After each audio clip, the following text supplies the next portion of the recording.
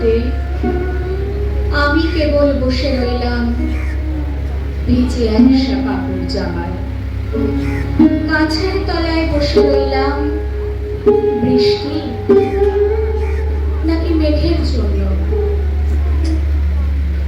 এমন সময় অন্য একটি বৃষ্টি আমায় চিনতে পেরে বলল, তাতে মন খারাপের কি হয়েছে?